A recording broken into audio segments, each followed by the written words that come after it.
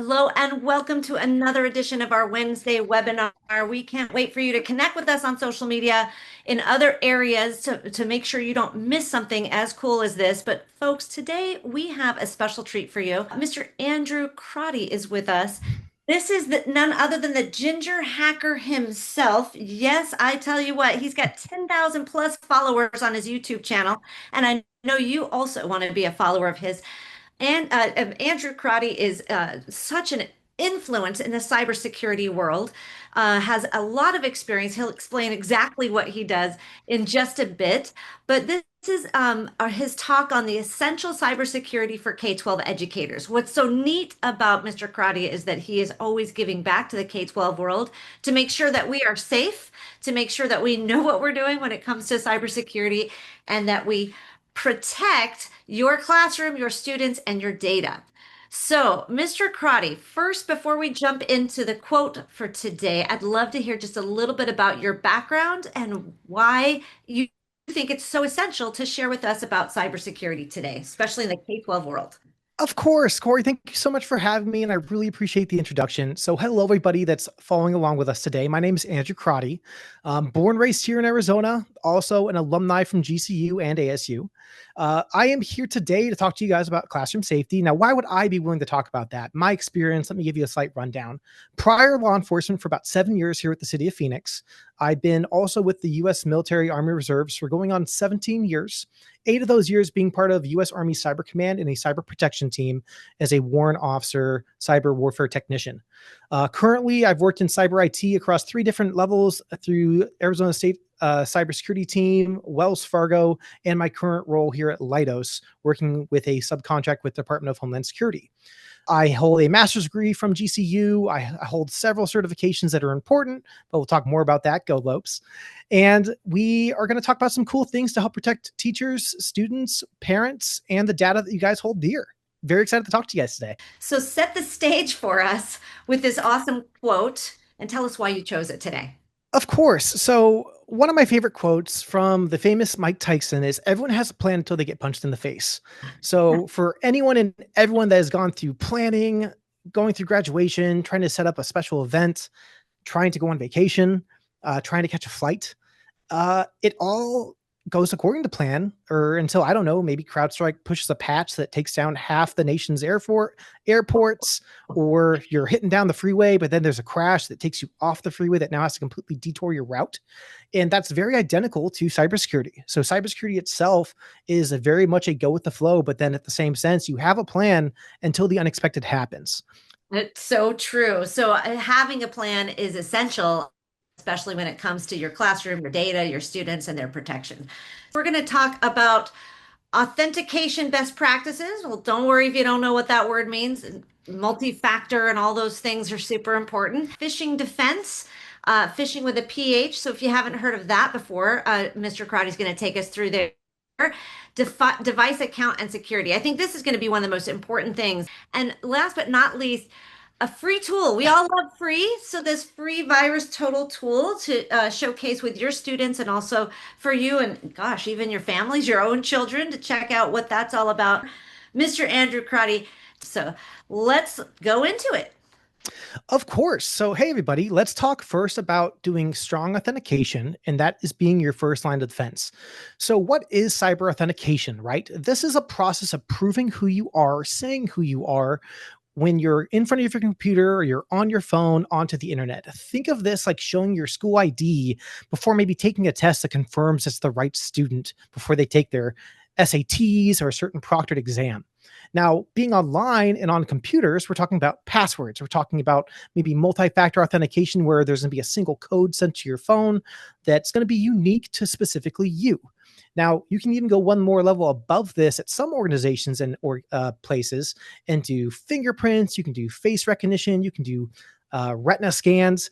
And the goal of this is to stop strangers for pretending to be you and to keep your account safe, your data safe, and your devices safe. So solution for this. So this is creating long, complex passwords. Why do we need such complex passwords? There's an amazing image online if you look at how fast a password can be cracked. And with supercomputers and other tools that ethical and bad actors have, they can crack your password within seconds if it's simply the season and the year of maybe what we're in right now. So we're in beginning of fall, maybe. So fall 2025, exclamation point. It's not a strong password. We're wanting something more complex. And as we get more complex, that's one thing that I like to tell people about is password managers. So what a password manager is think of a password manager as a bank. That bank is going to hold all of your passwords for all of your accounts, and it's going to allow you to create more complex passwords that won't force you to memorize all of them. The only one it's going to make you remember is the original password to get into that master account. So these are things such as like LastPass, OnePass, Google Password, I think, has one as well. Same thing for Microsoft. And the biggest thing you need to remember is the only password to get into that device. And usually set up multi-factor authentication that's then going to link it to your phone or maybe to an email that you only have access to, which will then gain you access into getting into those systems. Now, I understand, and Corey, don't get me wrong, multi-factor can be a headache for always prompting you every maybe day or two. It signs you out. It makes you have to get your phone every time. It takes away the quickness of getting into an email or getting into a certain maybe bank information or favorite family photo, Google Drive images. But by protecting this information and making those complex passwords, it's making your data and your identity harder to get a hold of. But I love your example here where you have the blue tiger, but you've got some quotes around it and you've got, I mean, that seems like something, like you said, memorable yet complex. Is that something we should do, or should we just go to the one pass type options? So some people, when creating passwords, they will try to do something maybe like a favorite phrase, or people have used songs before in the past. By idea, it's something that's going to help you remember that password. So not everyone wants to have those password managers, and they want to create passwords that they can memorize. And they've added in some capital letters and things like that. And it's very unique to that person that's creating it. Because I may not know what your favorite book is. If you're picking a Harry Potter book, that's over 1,000 pages sometimes, and I don't know what your favorite quote or line could be. It makes it very unique to the person itself. Just always make sure you're not trying to use the same password. As much as an easy out that is to have 10 different accounts and using the same password for said 10 accounts, the problem with that is if that account or password ever gets compromised, you now have 10 different sites or maybe pieces of information that you now have to completely change, because now all those sites are possibly being able to be compromised. Even if it's a big password or a long, complicated password, if it gets cracked, it's across all of your platforms. So if you're using Blue Tiger reads at 7 a.m. for 10 different accounts, and it's all tied to your Yahoo, your Gmail, your school account, and there's no secondary multi-factor authentication, technically, if I have access or can find out other accounts you have, I can get into that account. Wow. All right. Super great tips. I appreciate that. And what the heck is phishing? So phishing emails is another great thing that we've probably all seen these. We get a random email. Sometimes we even get text messages that it's a different complex, and we can talk about that later. But ideally what phishing emails is this is a type of social engineering that is an attack designed to trick recipients into revealing sensitive information or clicking on malicious links or downloading harmful attachments that are going to think it's impersonating a trusted site or a trusted source, such as maybe bank, maybe from a coworker, a known company you may be applied for, to create a sense of urgency or like legitimacy to have you quickly do something. If I could give anyone advice on when you get an email you're not aware of, one, if you're not expecting an email from someone you don't know, it's likely to be phishing, or it could just be someone trying to reach out to you and it's probably just spam. So first things first is trust but verify. Always make sure that you're expecting those emails that you might be receiving from a different school district. Another piece of information is, and this might be a little bit advanced or another step up to really kind of get into the weeds of a phishing email, is looking into what's called the header. Now, inside the header information, there's 3 important things you should be looking for. One is SPF, that stands for Sender Policy Framework.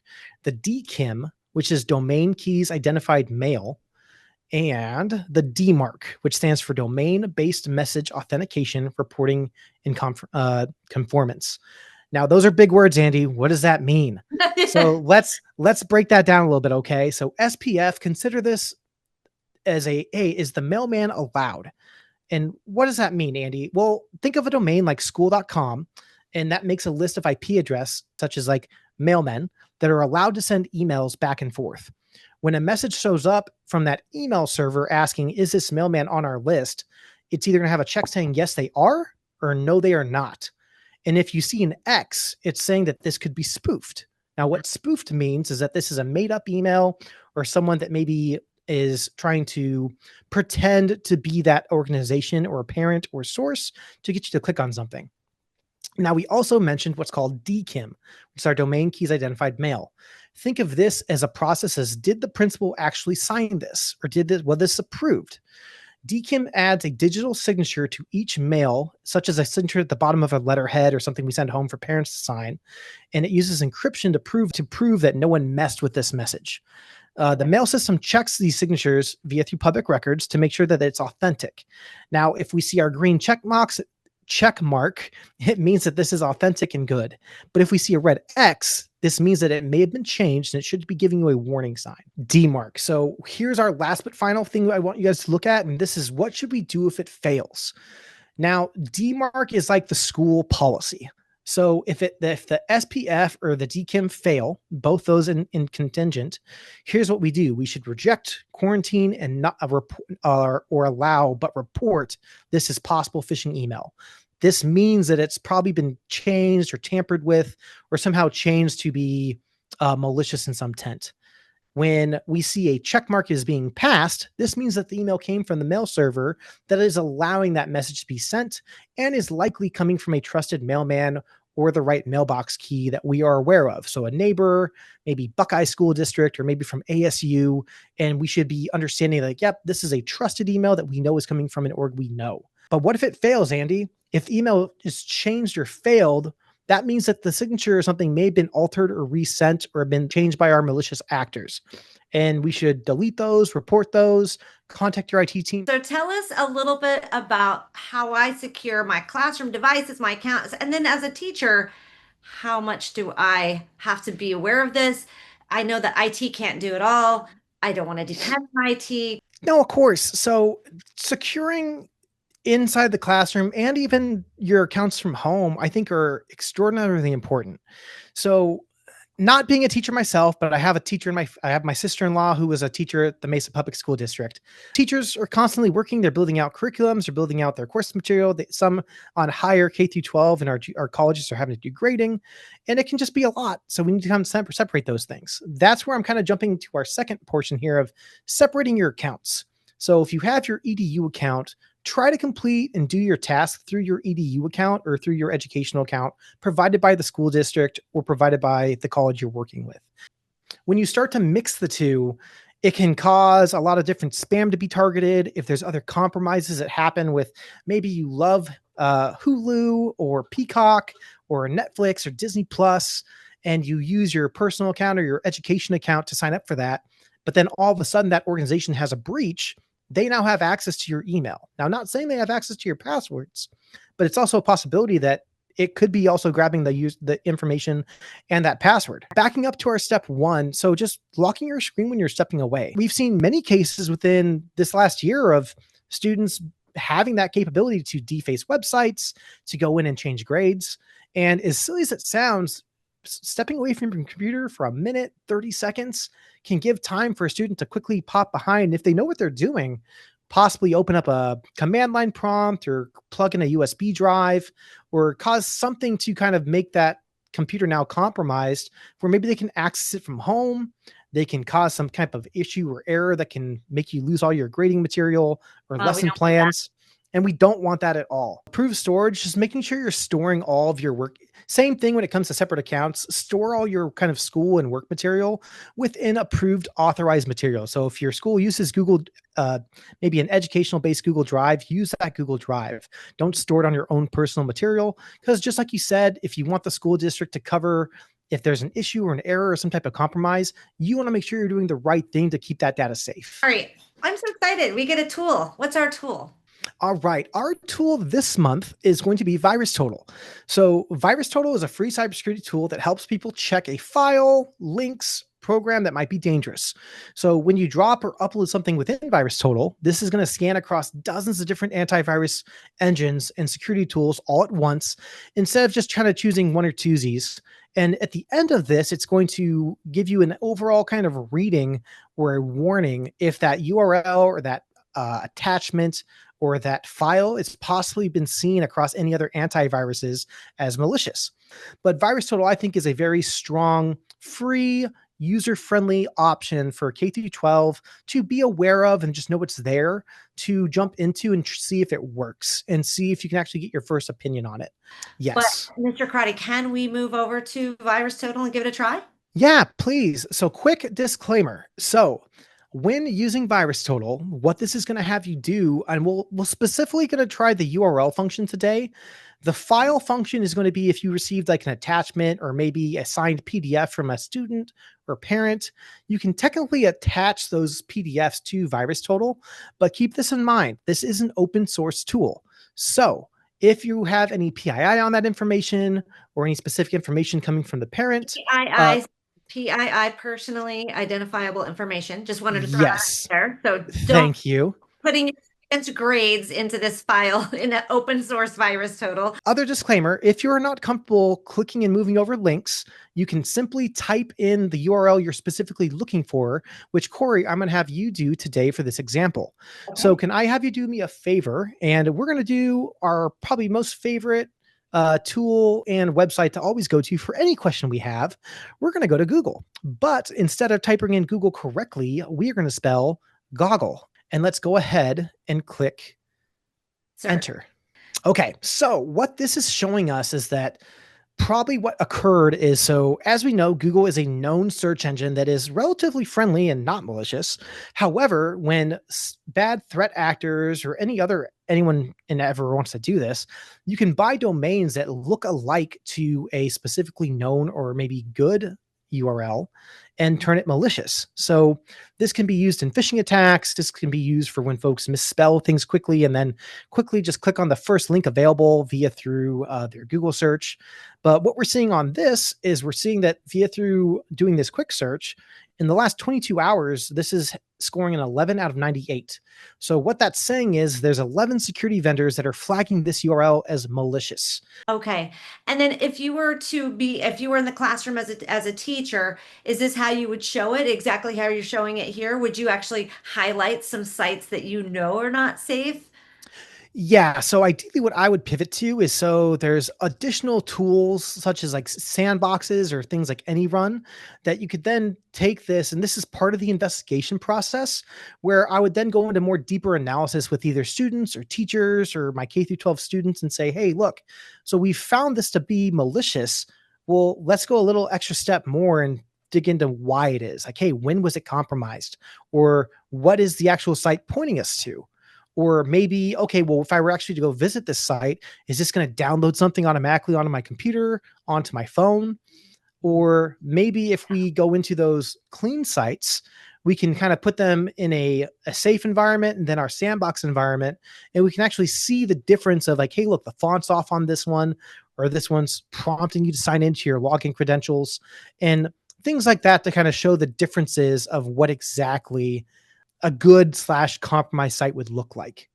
But I love just being able to utilize a new tool and show students, hey, trust but verify. So we, gosh, we are at the end of our webinar already. That was so fast. But good times are happening when it's always a good time when you're learning something new. And our why is to empower, educate, and inspire our community so they take action to fulfill the purpose and serve others. I know for a fact that I have taken away a lot from this particular webinar, and I just thank you so much, Mr. Crotty. Do you have any final thoughts, words for our audience before we say bye? No, yeah, if you don't know, ask. Being curious is a huge part about being in cybersecurity. So if you have questions about something that's happening within your school district or happening within the K through 12 domain or world, don't be afraid to ask questions, shoot up emails, ask your principal to see if they can provide you maybe additional kind of information or resources to not only educate your students, but also educate yourself. And Mr. Andrew Crotty, Ginger Hacker, can our audience contact you? Do you have a LinkedIn page or somewhere they can find you and get all this awesome material and content? Yeah, they can, of course, always find me on LinkedIn, which is just by my name, Andrew Crotty. They can also find me on YouTube, which my channel is Ginger Hacker, all one word. We have a Discord community and a ton of other fun, cool resources I post jobs for and free resources for studying and helping folks across the entire US and K through 12 districts of breaking into cyber. Fantastic. Thank you so much. We are so appreciative of the time that you took today to hang out with us here on our Wednesday webinar for our K-12 educator audience. And until next time, be safe out there, trust but verify.